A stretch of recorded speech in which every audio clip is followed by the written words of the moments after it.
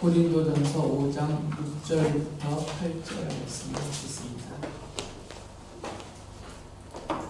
여러분이 자랑하는 것은 좋지 않습니다. 여러분은 적은 누룩이 온 반죽을 부풀게 한다는 것을 알지 못합니까? 여러분은 새 반죽이 되기 위해서 묵은 누룩을 깨끗이 치우십시오. 사실 여러분은 누룩이 들지 않은 사람들입니다. 우리들의 유월절 양이신 그리스도께서 희생되셨습니다. 그러므로 묵은 누룩 곧 악의와 악독이라는 누룩을 넣은 빵으로 절기를 지키지 말고 성실과 진실을 누룩으로 삼아 누룩 없이 빚은 빵으로 지킵시다. 읽어드린 말씀이 무슨 뜻인지 쉽게 이해가 되거나 다가오지는 않을 수 있습니다. 이 누룩은 밀가루를 반죽해서 거기다 넣어서 아주 소량을 넣어서 이거를 부풀게 해서 부드러운 빵을 만들어 먹게 하는 효소라고 그러나요? 효모라고 그러나요? 효모, 이스트라고 그러는 효모, 그거를 말하고요. 바울 사도가 지금 여기서 말하는 누룩은 교회를 부패시키고 변절시키고 또 상하게 만드는 그런 악의, 악독, 여기서 예를 들은 음행과 같은 그런 죄악들을 가리킵니다. 바울이 왜 이런 말씀을 하셨냐면 교회 안에서 해결되지 않은, 교회 안에서 그것이 깨끗이 치워지지 못한 그런 온갖 죄악들 때문에 성도들끼리 다투고 또 싸우면서 분쟁하고 교회가 분열하게 되는 원인이 되기 때문이에요. 바울이 그 이야기를 고린도 교회 성도들에게 편지로 써보내면서 그들의 죄악을 먼저 지적을 합니다. 아주 가장 대표적인 끔찍한 죄를 예로 들면서 교회 안에 만연하여 가득 차 있는 그런 죄악을 지적을 하죠. 고린도전서 5장 1절에 보면 이렇게 바울이 말을 합니다. 여러분 가운데 음행이 있다는 소문이 들립니다. 자기 아버지의 아내를 데리고 사는 일까지 있다고 하니 그러한 음행은 이방 사람들 가운데서도 볼 수 없는 것입니다. 이것은 하나의 예입니다. 이 죄의 목만을 지적하는 게 아니고요. 대표적으로 교회 안에서 절대로 있어서는 안 될 그런 죄목을 예로 드는 것이죠. 남녀간의 그런 음행 정도가 아니라 아버지의 아내를 어떤 사정이 있는지는 정확하게 우리가 알기는 어렵지만 지금 교회로 모이는 성도 이야기입니다. 교회 바깥에 있는 사람들 이야기가 아니고 교회 안에 함께 모이는 성도들에 대한 이야기예요. 그 성도들 중에 그 사람이 누군지 이름은 밝히지 않지만 성도들 중에 자기 아버지의 아내를, 그러니까 어머니잖아요. 어머니와 함께 사는, 서로 성관계를 하면서 함께 사는 그런 성도들조차도 교회 안에 지금 현재 있다는 거죠. 바울은 이것을 예를 들면서 이런 일은 교회 바깥에 세상에서도 보기 어려운 일을 지금 교회에 모이는 성도들이 저지르고 있다라고 지적하고 책망하는 것이죠. 이것은 하나의 예입니다. 이 정도라면, 교회로 모인 성도가 이 정도라면 그것보다 좀 못하다고 여기는 죄는 얼마나 더 소홀하게 다루면서 성도들이 쉽게 그 죄를 짓고 살겠느냐라고 말하는 거죠. 바울이 책망하는 이유는 뭐냐면 어떤 개인이 그런 죄를 지을 수는 있어요. 자신의 연약함 때문에, 또 부족함 때문에, 어리석음 때문에, 몸에 배인 그런 악한 습관 때문에 그 성도가 개인적으로 그런 죄를 지을 수는 있어요. 이 정도의 죄를 지으면 안 되겠지만, 그러나 살다 보면 죄를 지을 수가 있잖아요. 우리가 부족하기 때문에. 그런데 왜 이것이 문제가 되냐면, 교회에서 그 죄를 방관하고 방치하고 있다는 것이죠. 그래서 고린도전서 5장 2절에서 이어서 이렇게 말했어요. 오히려 여러분은 그러한 현상을 통탄하고 그러한 일을 저지른 자를 여러분 가운데서 제거했어야 하지 않겠습니까? 제거했어야 하지 않았겠습니까? 그 얘기는 안 했다는 얘기예요. 해야 되는데 안 했다는 얘기죠. 이미 드러난 사실이에요. 바울에게까지 전달됐으니까. 지금 바울이 고린도에 없습니다. 지금 에베소에 머물러 있어요. 그런데 그 에베소에 머물러 있는 바울에게 고린도의 소식이 전달이 된 거예요. 고린도에서 온 성도들을 통해서. 그 정도라면 이미 고린도 안에 이런 죄를 저지른 사람의 죄악이 그가 누구이고 그가 어떤 죄를 저질렀는지를 온 교인이 알 정도로 다 드러나 있다는 거죠. 다 알고 있어요. 교회가 알고 있고 성도들이 다 알고 있어요. 그런데 그 사실에 대해서 통탄해하지 않는다는 거죠. 안타까워하지도 않고. 이걸 어떻게 해야 되나? 그 문제를 해결하기 위해서 어떤 노력도 하지 않고 그냥 방치해 두고 있다는 거죠. 내버려 두었다는 거죠.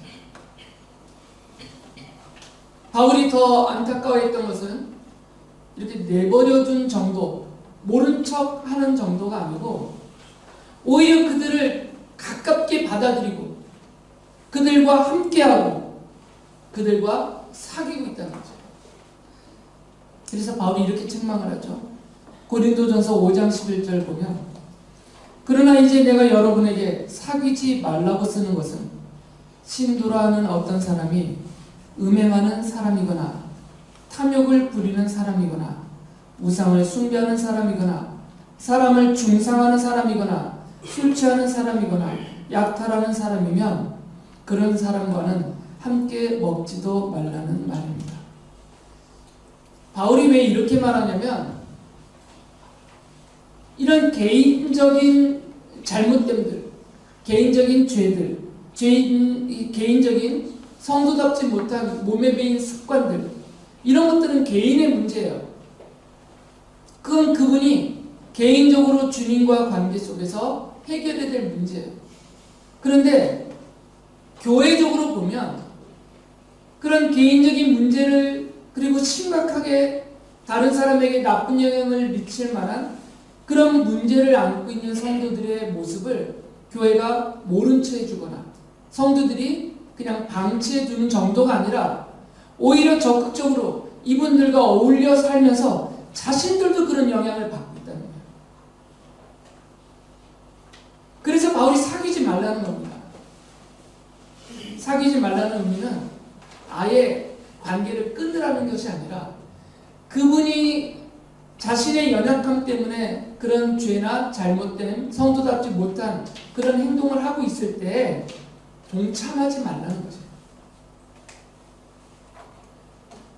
내 친구니까, 나랑 오래 같이 지냈던 사람이니까, 또 교회에 함께 일하는 일꾼들이니까 이런 연결된 관계 때문에 함께하면서 그들의 그 행동을 동참해서 자기도 따라서 하지 말아 그 얘기예요.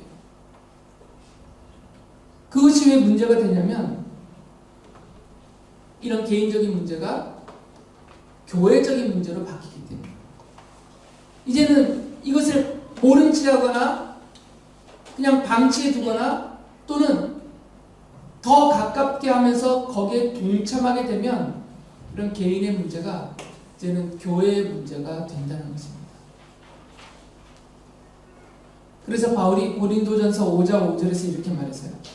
여러분은 그러한 자를 당장 사탄에게 넘겨주어서 그 육체는 망하게 하고 그의 영은 주님의 날에 구원을 얻게 해야 할 것입니다. 사탄에게 넘겨주라는 얘기가 지옥불에 떨어뜨리라는 그 말이 아니고요. 교회에서 이런 드러난 이 교회적인 문제로 발전될 만한 그런 큰 그리고 심각한 죄를 저지른 그 성도에 대해서 교회가 징계를 해서 이분에게 그 죄를 그치도록, 그리고 회개하고 돌이켜서 다시는 그런 악한 일에 빠지지 않게 하기 위해서 교회에서 그를 벌하라는 거죠. 그렇게 벌을 하고 나면 그 벌을 받는 당사자는 수치스럽고 부끄럽고 많은 고통과 괴로움을 느끼죠. 사탄에게 당하는 것 같은. 하지만 그런 고통을 겪으면서, 그런 수치와 모멸감을 겪으면서 하나님의 사람이라면 깨닫게 된다는 것이죠. 깨닫고 뉘우치고 자신의 잘못들을 바로 잡을 수가 있다는 것입니다. 그래야 그 영혼이 구원에 이르기 때문이에요. 그래서 바울은 아무리 내 친한 사람이라 하더라도, 인간적으로는 가깝고 사랑하는 사람이라 하더라도 모른 체 하지 말고, 내버려 두지 말고 교회에서 그 부분에 대한 분명한 지적을 하고 거기에 상응하는 징계와 벌을 하라는 거죠. 그래야만 고칠 수 있다는 겁니다. 내버려 두는 게 사랑이 아니라는 거죠. 내버려 두면 자신의 잘못을 깨닫지 못해서 더 심하게 더 심각하게 그 죄에 빠져들기 때문에, 정말 그 형제를, 그 성도를 사랑한다면 모른 체 하지 말고 내버려 두지 말고 교회적으로 징계를 하라는 것입니다. 개인적으로 뭘 하라는 것이 아니에요. 그러다가 더 큰 오해가 생길 수 있습니다. 교회가 그렇게 하라는 거죠. 교회 지도자들이 교회 동의를 얻어서 그렇게 교회 이름으로 징계를 하라라는 말씀입니다. 물론 바울이 이렇게 고린도 교회에 방법까지도 구체적으로 알려주었지만 바울은 걱정을 해요. 그렇게 하지 못할 것이다. 이 고린도 교회는 이 일을 바로잡지 못할 것이다 라는 걱정을 합니다. 그래서 고린도후서 12장 21절에 보면 이렇게 말해요. 내가 여러분에게 다시 갈 때 여러분 때문에 내 하나님께 내가 부끄러움을 당하지는 않을까 걱정이 됩니다. 또 내가 전에 죄를 지은 많은 사람들이 스스로 행한 부정함과 음란함과 방탕함을 회개하지 않는 것을 보고서 슬피 울게 되지는 않을까 걱정이 됩니다. 지금 바울이 고린도를 떠나 있지만 이제 정한 시간이 되면 다시 되돌아가거든요. 바울이 되돌아갔을 때 바울이 지금 편지로 구체적으로 그들을 향해서 했던 이 권면을 고린도 교회와 고린도 교회 지도자들이 받아들이지 않고 그것을 따르지 않아서 이 문제를 해결하지 못하여 놨을까봐 여전히 자기가 다시 고린도를 방문했을 때 아버지의 아내를 데리고 사는 성도가 여전히 그 죄에서 벗어나지 않은 상태로 있을까봐, 그것뿐만 아니라 계속 열거했던 이런 많은 죄악, 교회를 혼란하게 만들고 분열하게 만들고 개인적으로도 성도로서 실족하게 되는 그런 죄를 해결하지 못하고 성도들이 여전히 그 모습으로 그대로 있을까봐, 내가 그 모습을 보게 될까봐 나는 걱정입니다 라고 말해요. 쉽지 않은 것을 바울도 알고 있어요. 이게 쉽지가 않습니다. 교회가 성도들의 그런 죄와 잘못에 대해서 정죄를 하고 징계를 하고 바로잡는 것이 쉬운 일이 아니에요. 다 관계가 연결되어 있기 때문입니다. 인간적인 관계가 앞서기 때문에 쉽게 해결하지 못해요. 그러니까 교회는 큰 결단을 해야 됩니다. 이런 문제가 있다면. 그리고 그 성도를 권면하고 이 문제를 바로잡기 위해서 온 교회가 함께 노력을 해야 돼요. 개인의 문제다 이렇게 넘어가서는 안 되는 것이죠. 왜 그러냐면 이 개인의 죄와 개인의 문제는 개인으로 그치지 않아요. 이것이 해결되지 않으면 교회적인 문제가, 그리고 교회적인 죄악이 되기 때문입니다. 바울은 왜 고린도 교회가 이런 문제를 해결하지 못하고 소극적인 태도와 자세를 갖고 있는지 그 부분에 대해서 지적을 해줍니다. 이렇게 말하죠. 고린도전서 5장 2절을 다시 읽어보면, 그런데도 여러분은 교만해져 있습니다. 오히려 여러분은 그러한 현상을 통탄하고 그러한 일을 저지른 자를 여러분 가운데서 제거했어야 하지 않았겠습니까? 여전히 교회 안에 이런 분들이 있어요. 그런데도 고린도 교회와 성도들은 교만이 있습니다. 이 바울이 말하는 교만은 뭐냐면 우리는 거룩하다. 우리 교회는 거룩한 교회다. 우리 교회는 주님이 기뻐하시는 교회다. 우리 교회는 아무 문제 없다. 스스로 이렇게 생각하고 있다는 거죠. 그것이 교만이라는 것입니다.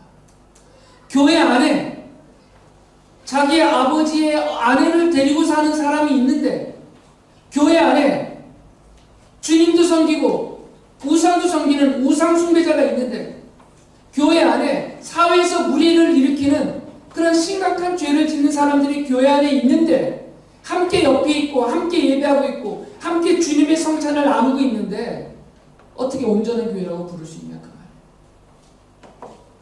그게 무슨 거룩한 교회의 모습이냐는 겁니다. 그런데 고린도 교회 사람들은 교만에 빠져 있어요.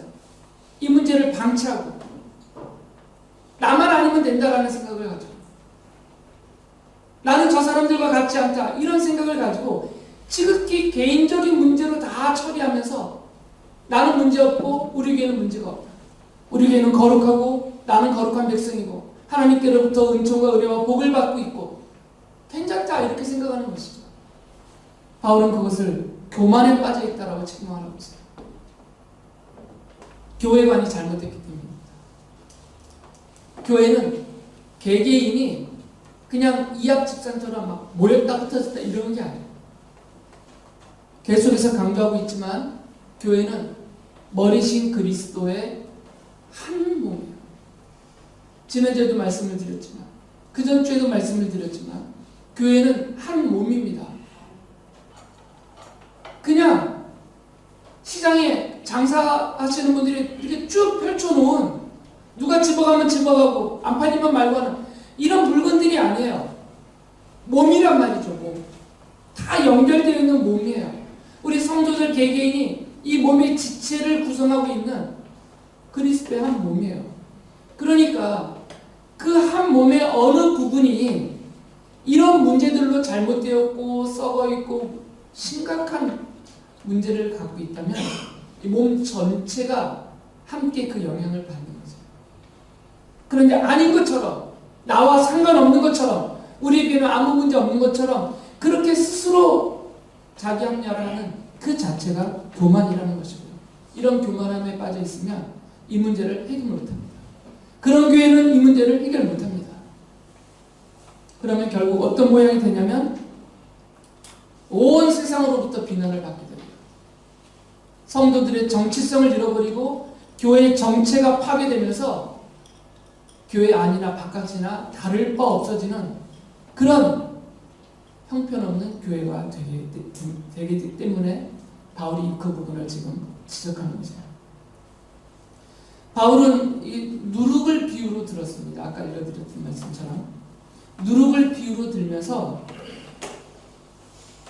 열거된 그런 성도, 신도들의 개인적인 그런 죄, 이런 개인적인 문제, 이것이 그대로 방치될 때 교회적으로 얼마나 심각한 문제를 일으킬 것인지 그 부분을 모르고 있는 이 교회에 대해서 책망을 해요. 이렇게 말하죠. 고린도전서 5장 6절에 보면 여러분은 적은 누룩이 온 반죽을 부풀게 한다는 것을 알지 못합니까?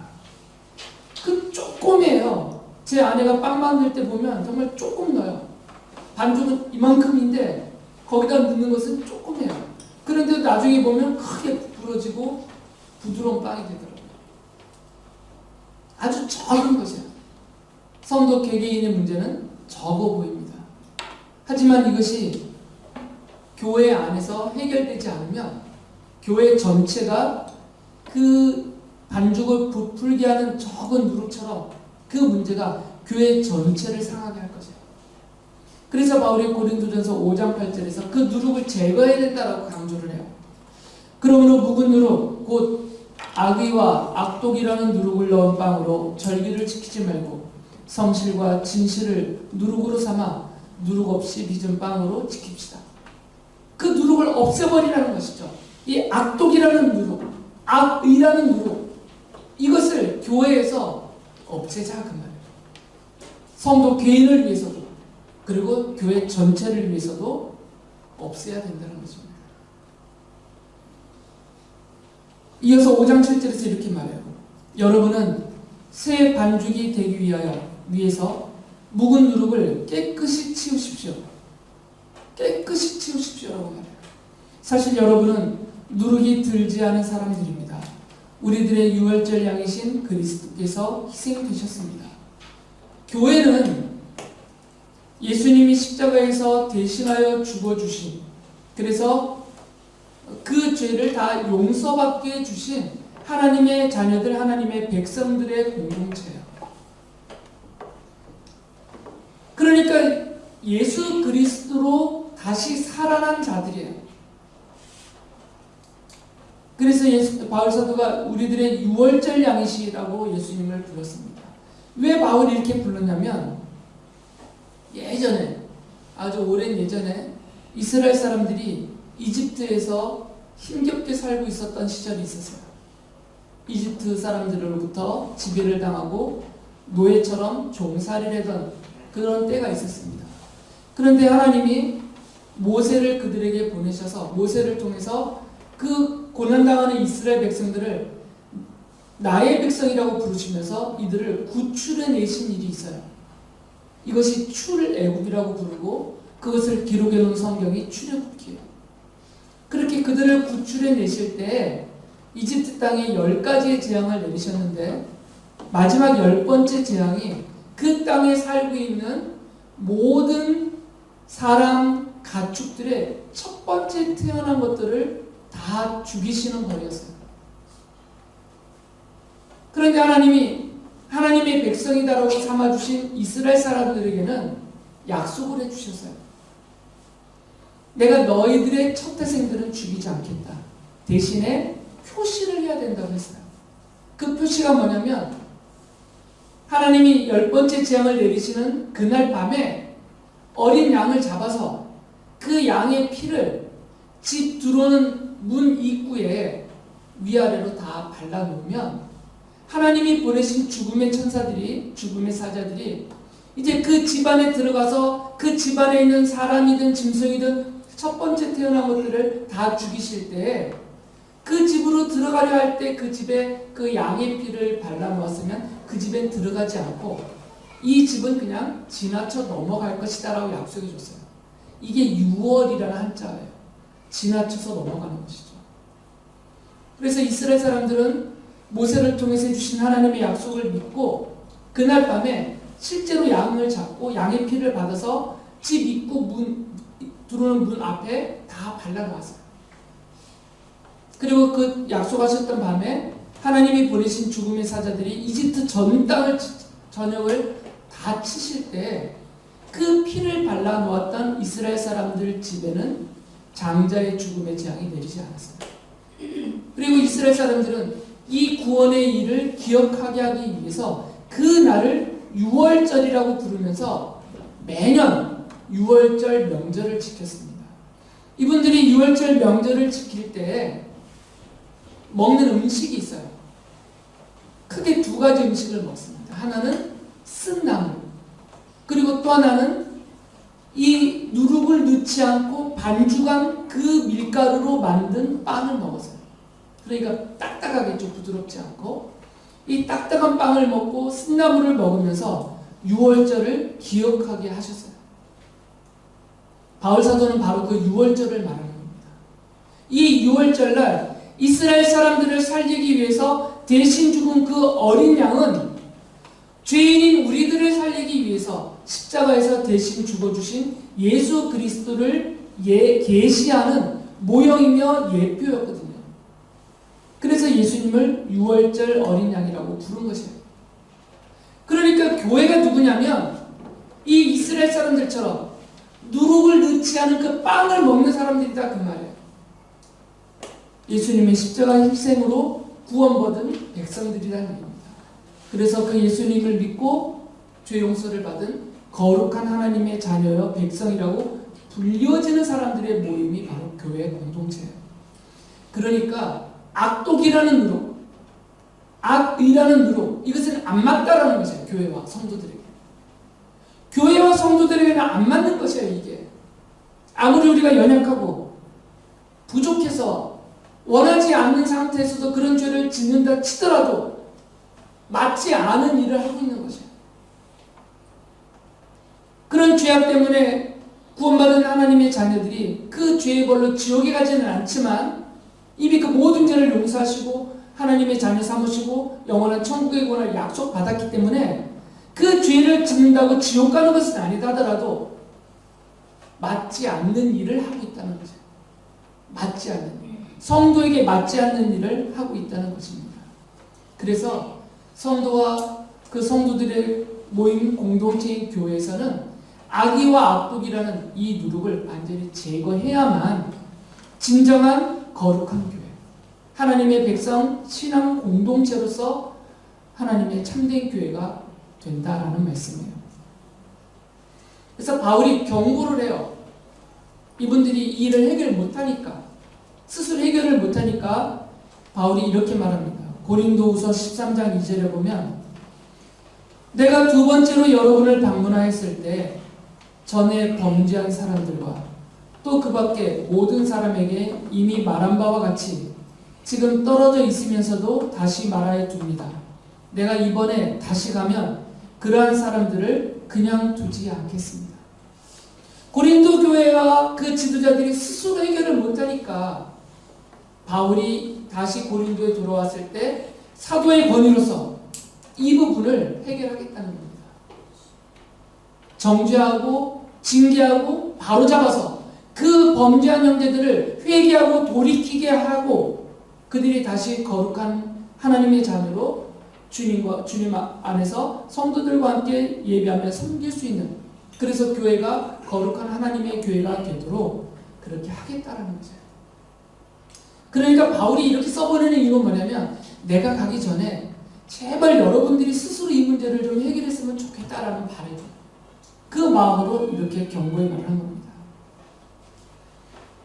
다시 한번 말씀드리지만 교회가 성도들의 이런 개인적인 죄악을 방치하면 그것들은 교회적인 죄악이 됩니다.